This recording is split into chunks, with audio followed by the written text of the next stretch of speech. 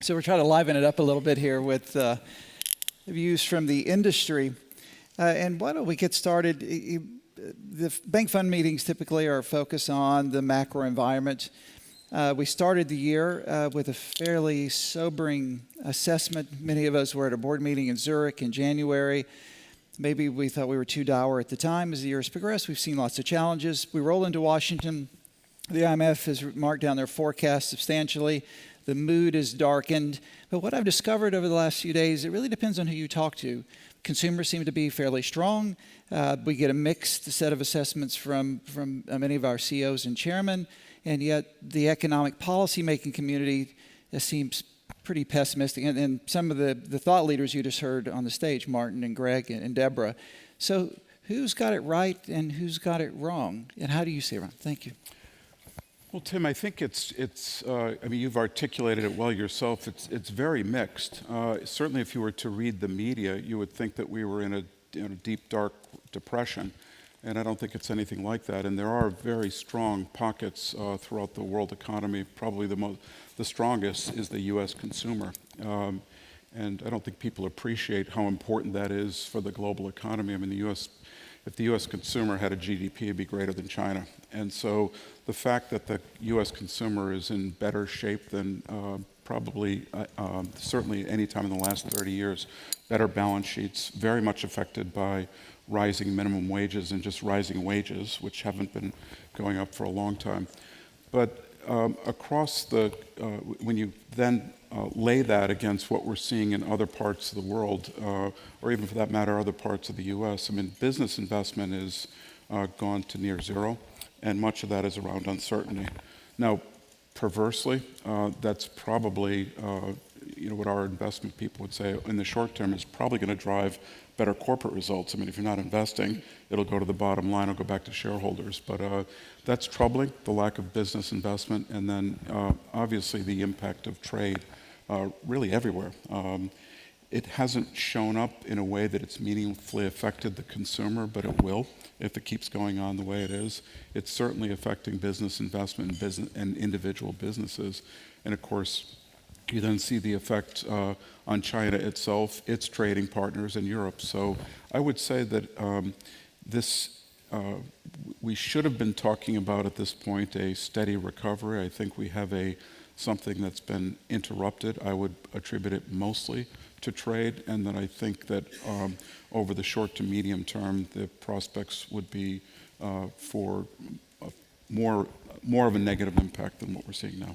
Brian, Scotiabank has a very broad spectrum. You have countries in all shapes, sizes, different points on the economic and development cycle. From your perspective, how do you see the global economy and your parts of it? Well, thank you, Tim.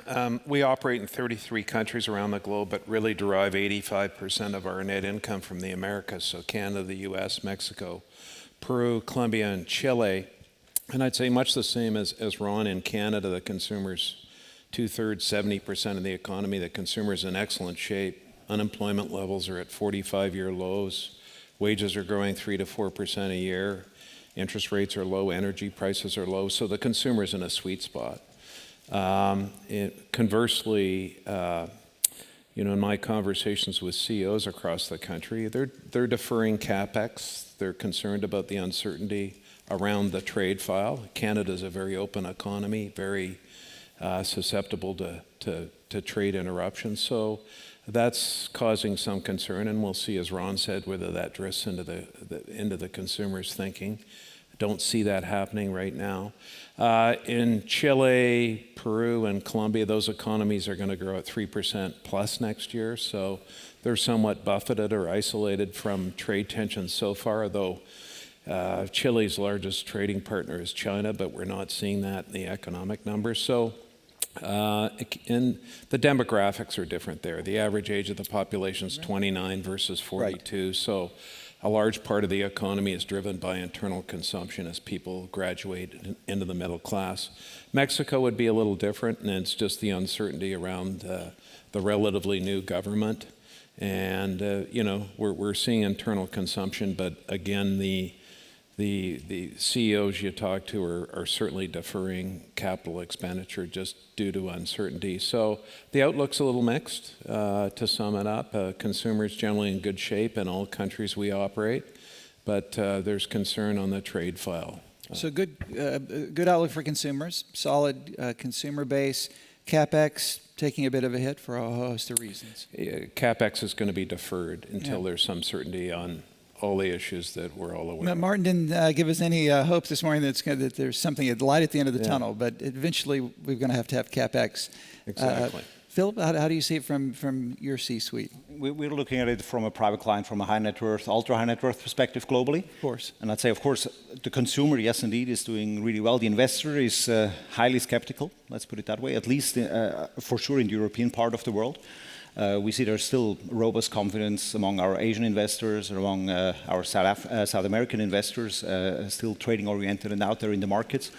And with all the growth that is there in the US and in China, I think European investors have still been standing on the sidelines now for a long, long time. They've been keeping cash, even though this cash may have been negative yielding. They've been chasing higher bond prices. They've moved into liquid assets, almost creating a liquidity premium on the liquid asset side. So there have been a few a bit counterintuitive things happening on the client side. And I mean, with all the news that are happening, with the politics in the markets, I think that effect of sideline is going to persist now into... Just keep that point going. At what point do we look past the politics as just noise? What's the signal to noise ratio? How do you filter that and say, at the end of the day, I've got to do business? We have, a lot of noise coming out of particular capitals, but, at the end of the day, I've got products and clients and vendors, and I've just got to go do business.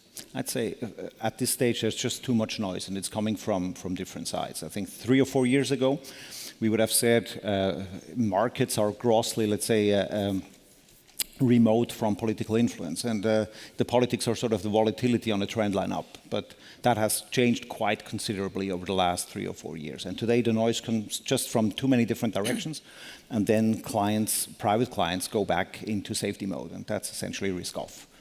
I'm glad you're here. You're one of our newest board members, so welcome to the IF. Thank you. I want to thank you for your hospitality every time I come to Oslo, and I like coming to Oslo, so thank you. How do you see it from your corner of the world? We see it globally. We see that we expect growth to come down, that we are, facing the peak of the cycle. But Norway is in the outskirts of Europe, and our economy is doing well. But we do see that our clients are preparing for rougher times ahead. And our clients, they're reflecting the energy sector, shipping, seafood, offshore, and they're preparing for rougher times as we see it. But the point is that the situation is very good right now. If you look at the micro picture, from the micro view, the economy in these companies, that's very, very good. And the same is with private consumers. We have high wage growth, low unemployment. So the economy is very good, but we are more prepared for rougher times going forward. And let me just follow up. The UK Parliament is sitting today for the first time on a Saturday, first time in 37 years. Boris Johnson, the Prime Minister, is attempting to get his latest deal through. How does Brexit, does it matter to Norway? Does it matter to the Nordic countries? Absolutely. So we are part of, not part of EU, but we had an economic agreement, so that UK is a very important trading partner for us. So that is important, and that is one of the point is that there is so much uncertainty right now, and that is that our clients face that, all the uncertainty. Brexit is one of them, but also other uncertainties. So it's sort of like you're in uncharted territories in many of the uncertainties that they see today, and Brexit is one of them. Let's turn to central banks and interest rates. Ray Dalio was on the stage yesterday giving a pretty pessimistic view of the capacity of central banks to continue to provide support for economic growth. We heard that in the breakfast this morning. $16 trillion worth of bonds out there trading at negative yields. When I was in graduate school, we never thought about negative interest rates, and we didn't study it, didn't know theoretically, didn't conceive of it. Brian, how do you think about the interest rate environment we're in, and what if we stay at these levels or even more pronounced for not only a little while, but maybe the rest of our professional lives? What does that look like? Yes, certainly it's not something that we were taught when we were in school to even think about this. I mean, you lent money and you got paid for that. You didn't have to pay others for the privilege of doing it. So it's hard to imagine it being sustainable for any kind of period of time. But I think Ray's point is the important one, which is there's a whole toolkit to think about stimulating economies and managing economies. And for most of the last 10 years, we certainly haven't been concerted about it, and we've been only using one tool, which is monetary policy. And I think what we're seeing is basically the end of that rope, that it just doesn't work anymore on its own. So it's very hard to see how this, if we believe the premise, right, that economies need to be stimulated and that there's a need to, in some way, stimulate the economy to inject more prosperity, you can't see that happening without some kind of fiscal stimulus and some kind of coordinated fiscal stimulus. It's not that there hasn't been any. It certainly hasn't been coordinated. I think it raises a very large question for the future of Europe and the EU. I mean, can it sustain itself without having that fiscal tool? So I don't believe that this is a stable situation that can continue as it is. Brian, before I come to you, just remind the audience, we'll take questions from you if you just use the app on your phone or the really good IF app. It comes up here to the iPad, and I will cycle them through the conversation. Brian, I learned at Banking 101's about maturity transformation. It's about the yield curve. It's about net interest margins. How do you make money in this interest rate environment? Well, it's difficult for sure, and managing expenses is a key ingredient in that. And we spent a lot as a bank. When I became CEO, we'd spent about $2 billion on technology, about 60% of that to run the bank, 40% to change the bank. This fiscal year, we'll spend about $3.3 billion on technology. So we're spending a lot of time and focus on digitizing the bank, enhancing the customer experience. And that has a productivity element too, because it reduces costs for sure. So digital adoption's up, digital sales are up, and that's something we track very closely. But, getting back to your earlier question, it's a very confusing time, and some of the metrics that central bankers use may be somewhat futile. It's, wages are growing at 4% in Canada. We're not seeing it in the inflation number. So what's happening? Right. And I was in Japan last week talking to a number of banks and insurance companies, and they're asking me about buying paper in the Pacific Alliance countries, which I like to hear, but that there's a desperate hunger for yield globally. And so that a lot of these central bank policies, negative interest rates, are possibly having some unintended consequences that may not be well thought through. But in terms of how we manage our bank day to day, fortunately, we're in jurisdictions where the yield curve is still positive. But you have to think about that, and that's part of our scenario planning. What happens if rates go negative? Right. How do we manage that? But expenses are a key focus in terms of how we manage the bank. But even in terms of what happened to the rate structure this summer, I don't think that there's anybody that expected that. Right. So how do you position your balance sheet accordingly? You have to be nimble, you have to be agile, and we all know that risk happens quickly in this business. Philip, I'm on the foundation board, and our investment manager came in our last board meeting and said, you've got to get into alternative investments. The only place you're going to yield. Everyone around the table said, absolutely, we're in for it. And no one said, what the hell is alternative investments? Is that being replicated across the world? Are we piling into investments that are illiquid, that we don't understand, and then we're going to look up one day and wonder, what did we get ourselves into? But we're doing it because we can't get yield anywhere else. I believe there's a bit of surprise potential out there at the end of that horizon. And we've seen a lot of private client assets going into private assets, private markets over the last few years, actually, by now. This is not just a very recent development. And that has almost gone, let's say, to a size that if you look at the total wealth and the percentage of the total wealth of the largest clients going into private markets versus into the liquid investment markets and the banking system, I think one has to wonder whether there is, there's an element of relevance to banking if you continue that trend moving forward. I believe there's going to be a bit of surprise on the liquidity side moving forward. And that reminds me a bit what happened in the crisis back in 08, 09 around hedge funds. I think people were surprised when the moment came that they were looking for liquidity, that the liquidity was lower than they expected. And I believe private client perception of liquidity is always different from reality. And that's something we've been talking to our clients a lot. We've been helping them to manage risk and the maturity profile of their portfolios. But I still think the average investor will face a degree of surprise at a certain point. So a lot of crowded trades out there. A lot of people think they're going to be the first to gate, and they're going to be surprised when they're not. Absolutely. And then even if you go to the sort of liquid markets like the bond market, I'd say the fundamental liquidity profile of those markets has changed quite considerably over the last few years. No bank will be able to hold those positions for a long time on their balance sheet, given the current capital requirements. And so I believe there's going to be a narrow gate once everyone is running to the exit. And that's a great point. I'm going to come back to that, the issue of regulation and how it's affecting markets.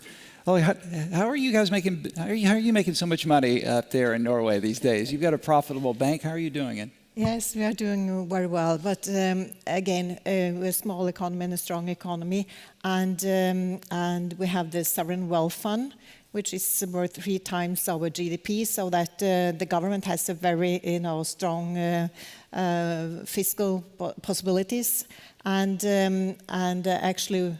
We are an outlier in this. We had interest rates being increased 4 times the last year, never came below 0.5%. So that so we are in contrary to other markets. So that so this is a good environment, of course, to make profits for a bank. And also we have, into savings, it's a strong economy also for the consumer. So we have many products, capital light products that we sell. So therefore we have good returns and also good control on costs. The point Phil made a few minutes ago about how regulatory changes affect our balance sheets, the capacity of our institutions to make markets. Jamie alluded to yesterday the repo hiccup and liquidity requirements. How have regulations changed the way that you can provide liquidity in tight markets? How do you manage your balance sheet in a way today that's different than what you would have 10 years ago? Ron and then Brian. Yeah, I mean, I think what regulation has done, and I've heard Jamie speak on this topic before, I think what's happened is there's a lot of liquidity, a lot of reserves in the system, but it's the ability to actually use it and to transfer it to different markets actually quite limited. So we've in the situation now where regulators have appropriately insisted on buffers and stronger balance sheets, but if you look at a time of dislocation, and the ability to move money around has been quite limited now. So I think you'll see, despite the fact that bank balance sheets are quite strong, I think you'll see more moments like this going forward. More moments where liquidity is tight, where you get acute market movements because you can't make a market. You can't hold inventory you would have held before. Yeah, and that's the most obvious place. But even this idea that, and there's an undercurrent now, do the banks cause this repo problem? And the banks had no choice. The banks couldn't actually step up in that situation. Right, and we heard that from Jamie yesterday. Yeah. Brian?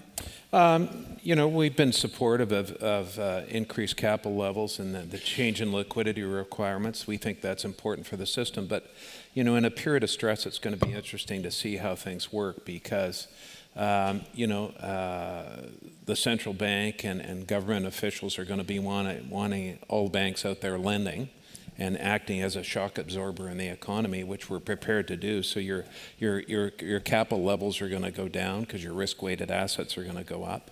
It's the key thing for me is liquidity. So we're all managed to an LCR, a liquidity coverage ratio, and that's fine. But maybe at a certain time of stress, your LCR will go down to 100. Right. And or below that. So, are regulators comfortable with that? Have they thought that through in terms of what that does to the system and what it entails? So, in some jurisdictions today, we'll run LCRs at 150 just because of the internal climate within a specific country. And that's just an extra degree of comfort. That costs us a fair amount in terms of P&L, but that's just an extra degree of caution. So it's not so much the capital level. When I go into a shareholder meeting, for every 50 questions I get on capital, I get one on liquidity. Yeah. And I think the focus should be the other. The opposite, absolutely. Mm-hmm. I think part of what you're seeing is that if you think about regulators around the world after the crisis, the primary objective function was to not have any institution become a systemic risk. Mm-hmm. And I think regulators can probably declare victory on that. But it's the unintended consequences. If that's your only objective function, how do you think about liquidity markets? How do you think about the ability to transfer liquidity? And I don't think that's been thought through.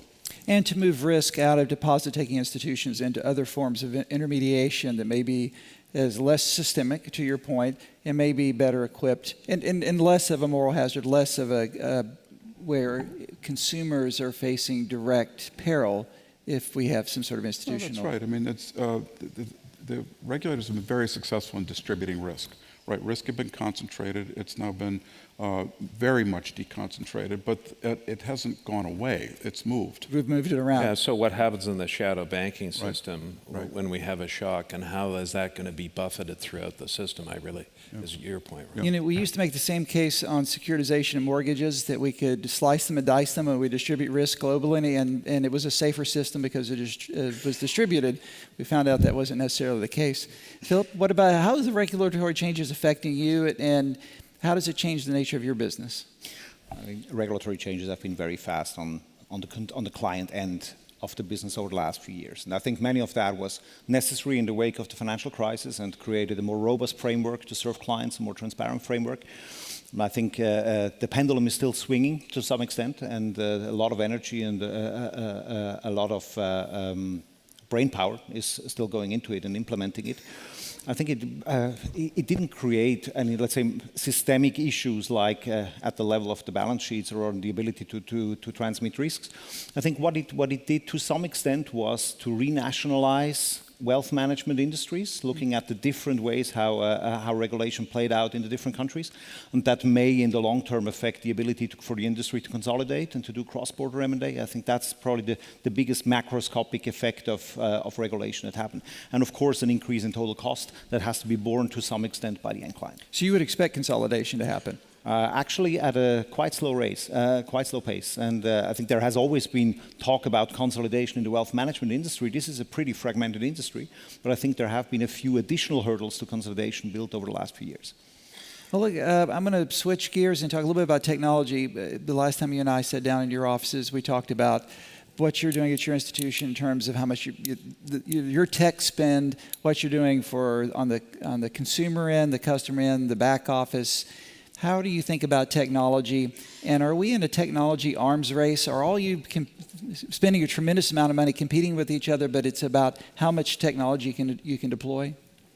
I wouldn't call it an arms race, but it's a race, obviously, and we are a very digital economy, so we have spent quite a few investments on the technology development. And but what we see is that it's a race, but the race is about how to do it to get most out of the money invested.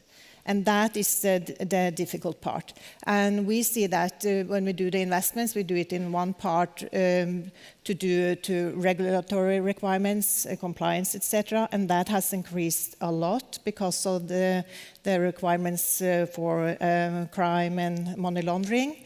And secondly, we use a part on the automation of the processes, being more effective processes. And thirdly, on new development, innovative products and services to our customers.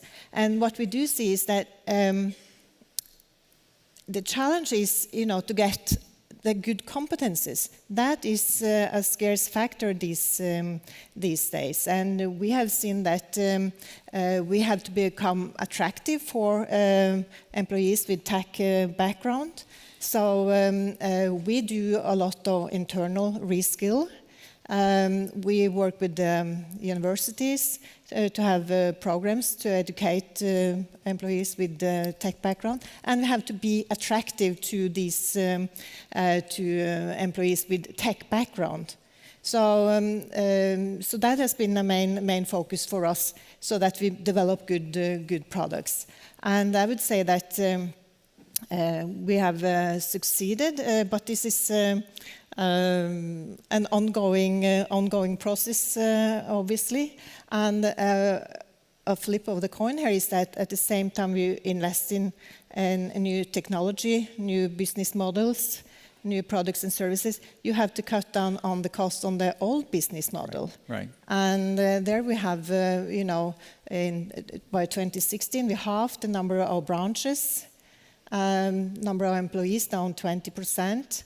And that is, of course, on the other side of developing new products based on new technology. But again, Norway's tech, we are really digital. 96% of our people have access to internet, iPhone, and also the public sector is very digital. All registry on companies, private people, tax on property. So we can use also new technology to be more efficient. And for instance, our mortgage processes, it's all digital. Our record is 2 minutes from start to end. Not all of them are in 2 minutes, but it shows that it's great possibilities here using technology. Ron, how much time do you spend thinking about and trying to understand technology, listening to vendors make pitches to you, talking to your internal digital experts? How much time and attention is it taking? Well, for us, given what we do, I mean, we provide a lot of the infrastructure to market. So as you'd imagine, it's far and away the single biggest spend that we have. We spend now, second only to people is what we're spending on technology. And then if you count the technology people, then it's certainly our largest expenditure. But going back to your first question, there is an arms race. And I think for us, and I would suspect for everybody on this stage, it's on 3 dimensions. First is the expectation now that was set by the Amazons of the world for having your data available to you and the ability to transact, to monitor data at your phone, at your fingertips in real time. I mean, that's extended now to all businesses. The challenge of that is, it's one thing if it's a simple little app that doesn't involve anything related to financial services, but in a case like ours, these are complex financial transactions. $1 trillion a day passes through just our securities processing operation. And to turn transaction systems into real-time data providers, that's a big number. So that's one front. Mm-hmm.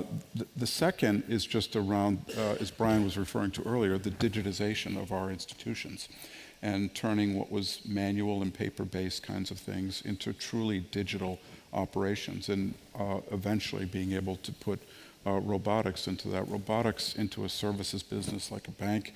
It's not like manufacturing where you see a bunch of mechanical arms waving. It's typically taking jobs and then parts of jobs and digitizing those. And so there's a human resources element to it, which is there's still a human being left. You want him or her actually to be doing much more higher value stuff. Mm-hmm. So there's a retraining element to it. Mm-hmm.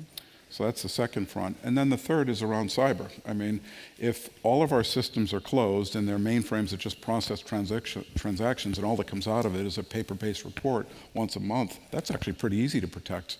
But now that we've opened it all up and we have direct access into our systems, you've got enormous kinds of cyber issues that get raised. And the challenge with cyber is, the threat of tomorrow is very different than the threat of yesterday. And it's always changing. It's always changing, and it's different, and it's just an ongoing spend. The only thing about it is you just don't know what I'm going to be spending next week on. And are you having trouble finding talent? You're obviously in the middle of some of the greatest colleges in the world. And what about the re-engineering, the re-education, the retraining? How hard is that, and how's it going? Yeah, the retraining is very difficult. The breakthrough that's happened over the last couple of years is just the rise of really high-quality online training. And the fact that we can actually work with outsiders, in some cases universities, right, to help put together for us customized curricula. If you're trying to do this yourself, I mean, we do a lot of things well. I don't think we're necessarily good at the education business. So that aspect is it's expensive, but it's actually getting easier to do. Brian, you're in an arms race in technology? For sure, and it's it's a mindset too. Is that we view ourselves as largely a technology company that delivers financial services, but it's an ever-changing field. And I gave you the number that we spend on technology every year, and that's going to continue to increase and escalate for all the obvious reasons. Cyber is an interesting point that Ron brought up, and the sophistication and number of attacks continues to increase, and it's different last week than it is today.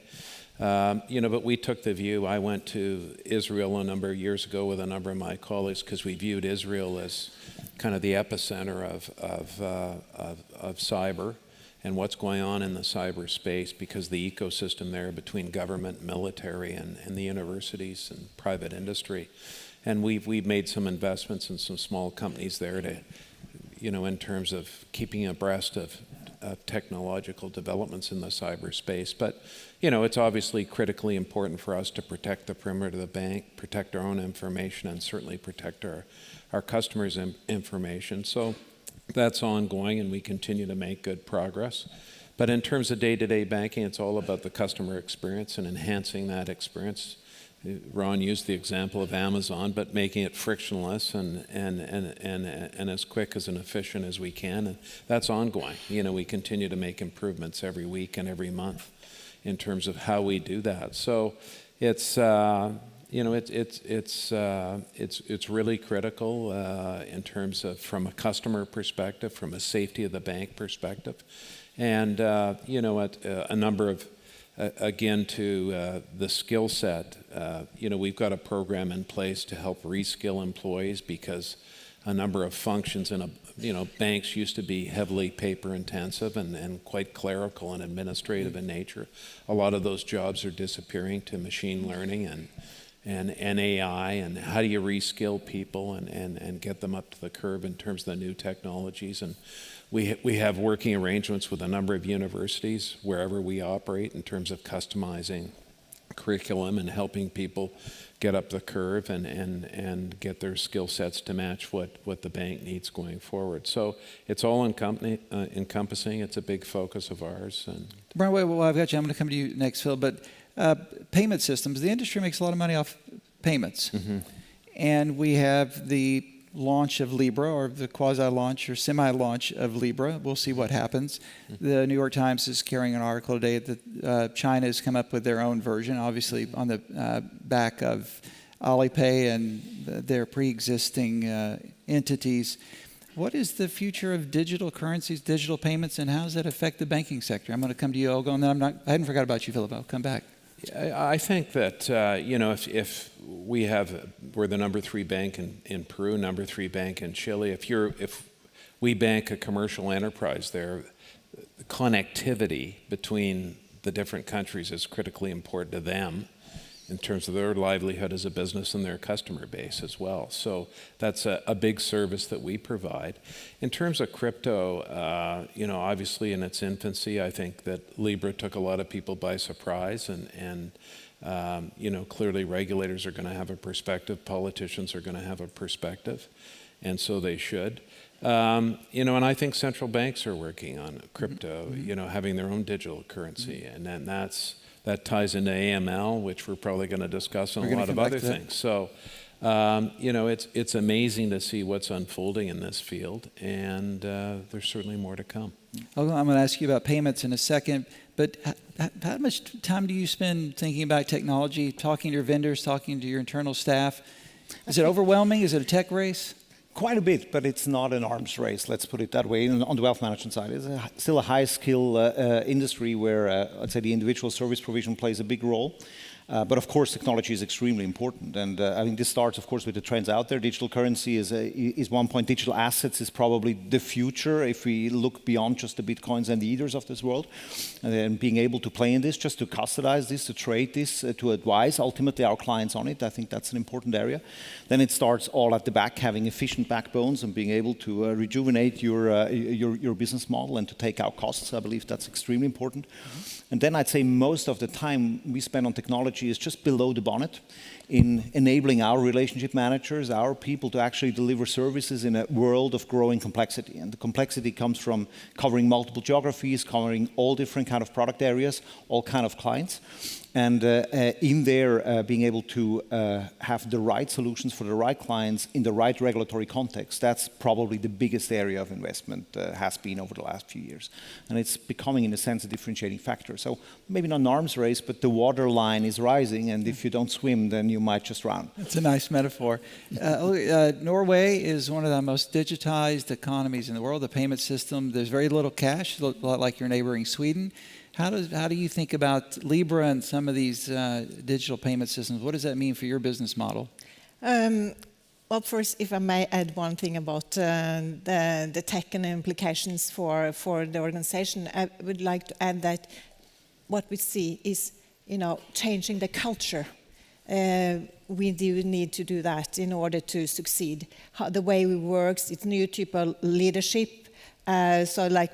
To add that is important to be a future-oriented bank. When it comes to payments, we are waiting to see what's going on with Libra. It was very well reflected over here, and so we don't see it affecting us in the short term, but we follow it closely, obviously. But what we do see is that we have a very effective infrastructure and payment structure. And one reason is that the banks have a tradition to work very close together on these topics. And the payment or the cost of a payment infrastructure, it's half of the average of Europe. So it's very low cost. And that is the important thing in order to succeed going forward, is to have low costs, have an effective infrastructure. And also the banks have joined forces to establish a dominant wallet, so which is used by many in Norway. So I think we have to, at least when you're in a small country, you have to join forces in order to become strong. And we have done that, and that is. As I see it, important to be competitive going forward. So then we, Libra and all that, we are prepared, but follow it closely, but not anything short term. The Libra Association makes the case that they're also in the business of financial inclusion, that given the scope of Facebook, 2 billion active users on an ongoing basis, that they can lower the cost and bring new customers into financial services. Brian, you and I have many conversations about AML. Somewhere along in that cycle, someone's got to ensure that you're not having rogue actors coming into the system. We've just got a new report out with Deloitte, which we'll go over this afternoon. Illicit financial flows globally is about 1.5, almost 2 trillion a year, at least 1.5 trillion a year. We spend 100 billion a year as an industry, 100 billion a year on AML. Our interdiction rate on illicit flows is 1%. So how much more of a burden can we take on with respect to trying, and that's with 100% compliance. Yeah. And then you bring into it a system that brings 1 billion more people online and into our system without the quality of the check. So in one way, we're fighting a war a technology war we're spending lots of money on. We're not doing a very good job at it, even at full compliance. And yet we may bring billions more into that system. Well, it's something that consumes a lot of my time, and I assume other people on the panel, is that by the time our AML program is up to in terms of capital build, we will have spent about $1 billion. Then there's ongoing cost to that. So there's a huge investment in people, process, and technology. And to your point, and there was a number that was discussed at the IIF board meeting on Thursday, is the financial services industry has spent, I think, cumulatively $1.3 trillion on AML processes and technology, and conviction rates have been relatively stable or declining. So I think that there's the paper is going to be discussed at 2:30, as you said, and it's a very good read, and I encourage people to look at it. But it talks about, there's been increased regulation on all of us, and without a lot of specific outcomes. So everything that going forward has to be more outcome-based than additive regulation hasn't proved to do anything. Exactly. In terms of getting at the root of the problem. So, there's a lot that can be done in terms of partnershiping with law enforcement agencies, not just within a country, but cross-border. Clearly, the law enforcement know who the bad guys are. We all come to work every day, and I like using this description. We're looking for the needle in the haystack, and that's a very inefficient way to look at this problem. So, governments have to look at privacy acts and sharing information, as I said, not just in country, but across borders. So there's a lot that we can do as an industry working with law enforcement. And Tim, I'll turn it back the other way. I think that the initiative the IIF's had in the Nordic countries has been very fruitful. You might want to talk about that for a second. Well, we're working with our friends in the Nordic region to see if we can come up with a regional approach to information sharing, both among and between financial institutions, but more importantly with law enforcement and intelligence authorities, and that there's reciprocal information. Oftentimes, the financial service industry will provide evidence or information to law enforcement, but it goes into a black hole. We get no feedback. So if it's about pattern recognition, you can't design pattern recognition algorithms if you don't know what works and what doesn't. And so I've had some meetings in Stockholm. I've been to Oslo. I've been to Helsinki. We're working with regulators, with law enforcement authorities. And because of the closeness, the affinity, the cultural closeness, the economic closeness, and that many of our Nordic institutions run across all the Nordic countries, we think there's a model there that if we can make successful, we can replicate in the Caribbean and the GCC countries in Southeast Asia. Yeah. Trying to do this globally is really hard. Trying to do it in Brussels has its own set of challenges. The U.S., we have so many different actors that makes it somewhat complex. The FBI and other FinCEN will be there today. But we think the Nordics have the solution going forward, and we think they're a case study, and we're going to make this work with DNB and others' help. So I appreciate your leadership on that issue. Not at all. I've got 4 minutes left. I want to go to another very important issue, and that's sustainability, ESG generally, but sustainability. And as we talked about in our board meeting a couple of days ago, 18 months ago, we spent very little time on green finance, sustainable finance. Today, we have 5 work streams. We have our sustainability working group that has 150 institutions. We had a team in New York for Climate Week that was working nonstop. We could speak at a conference every day of the year on something related to climate sustainability. So it is, and it's going to be with us, whether it's a Green New Deal in the United States or whether it's a Green Parliament in Europe. The sustainability agenda is going to be with us for a very long time, if not the rest of our lives, and it probably should be. Ron, how are you at State Street thinking about the ESG label generally and sustainability in terms of product development and how your own institution is responding? Well, ESG is not new to us because if you think about our business, we help the world's investors achieve better outcomes either through investing on their behalf or helping them invest better on their behalf. So for years now, the better part of the last decade, on the G part of ESG, we've been front and center on this. Much of our investing is index investing, and if you think about that, we're one of the largest in the world. If you think about index investing, that's the closest thing to permanent capital in public markets. So we're the quintessential long-term investor.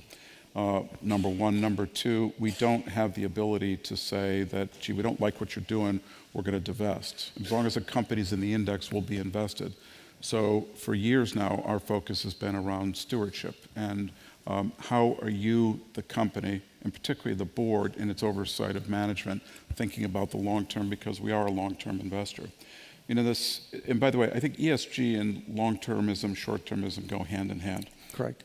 We've had this kind of remarkable move towards short-termism, but if you think about the world's liabilities, they're very long-term, right? Whether it's a sovereign wealth fund, you know, thinking about the next generation here. If you think about most pension plans, I mean, every pension plan in the world could shut today, and they'd still be kind of managing money and paying out benefits for the next 70 to 80 years. So these are long-term liabilities, and ESG, in our mind, fits directly into that, because to satisfy and generate assets to meet those long-term liabilities, you have to be thinking as a long-term investor. So climate change, there's looks like to be about 150 people in this room. There's probably about 150, 200 different opinions on this. Right. But the point being is that's the definition of risk. More things can happen than will happen. And how do you think about these things from a risk management point of view? Exactly, and prepare for them and try to evaluate. That's right, and from our perspective, it's all about boards overseeing companies in this. It's not about us saying you need to do this and not that. It's our boards doing their job and overseeing this. Now, part of that is they need tools to do that. And we can all talk about this, and we can all talk about, green investing is better, but how do you know? How do you know if you're the one that has to meet that liability? Right. So much of our more recent work has been around how do you provide measurement tools here? How does an investor think about company A versus company B and where that sits? So we think this will remain a central agenda item.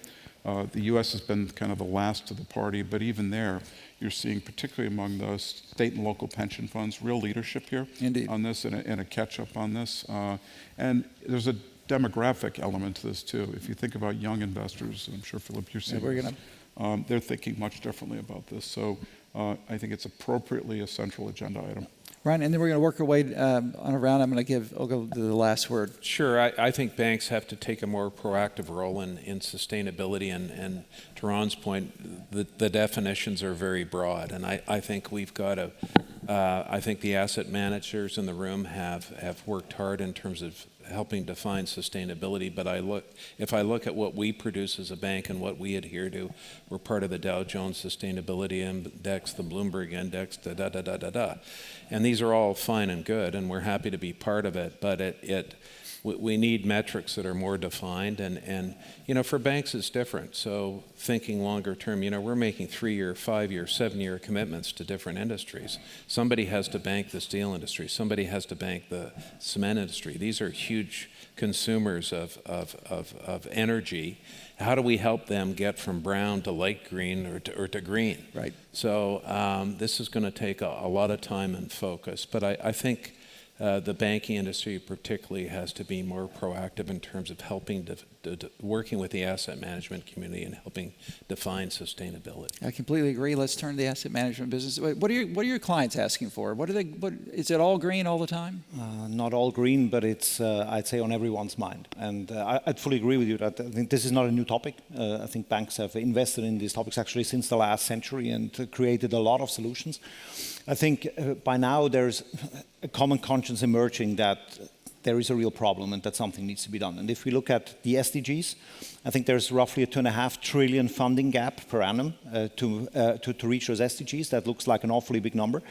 And just looking at private wealth management across the globe, even if we invested 10% of all our assets into it, it wouldn't solve the problem sustainably. On the other side, it looks utterly solvable because there's a $5 trillion subsidy to hydrocarbons every year flowing into the global market. So essentially that can be done if all the actors really play together. And I think the new game today is to build those bridges and to bring those different actors all along the value chain. I fully agree on the transparency point. That works only if at the point of origin we really know the carbon footprint of what is happening, and then we can show that to investors, and then it can move into the global financing flows and ultimately create a better world. Our investors are very much interested in this. We're trying to bring them along, to educate them, to help them understand the different dimensions and the trade-offs ultimately to be made. Well, there's more Teslas sold in Norway than just about anywhere else in the world, and you've got about 90% hydroelectricity. You've got the right combination. How do you see it? Absolutely, but it's high on our agenda, of course, as a bank. From the asset management side, and I know for years they have been in the forefront. Now banks take this higher on the agenda. We also were in New York to sign on the principles for responsible banking. We need to take responsibility, and we do need to have clear targets, and we do need to have a common framework, and we need to be transparent about this and disclosure. We work on all that. But I also think it's important, and now the next session here is going to discuss that, because there are many dilemmas, as you have said here. And it's sort of, when I heard the discussion here, it's like you should invest in green and not brown. But the world is not simple as that. And it's important that we as bankers, that we sort of help our clients to move in a more sustainable way in their business, so that they can reduce emissions. So that, for instance, we are big a big player in shipping. We need to help the sort of our clients, to support them in order to reduce emissions, and do that together with other banks. For instance, we are with these Poseidon principles, where we say that we will assess and we will be open on our portfolio in shipping, and it's set a target for the whole industry for 50% reduction by 2050. Sort of areas where we have an impact, we need to use that impact, and we need to take responsibility. So I'd like more the discussion and that we are part of the transformation to a low carbon society. It's not you cannot go directly. So I like that being more discussed, and also look forward to the work you're doing at IIF. It's very excellent, so more common framework, and that is a good step forward, so look forward to that. We're going to let that commercial be the final word. Ladies and gentlemen, give them a round of applause this morning. Thank you very much.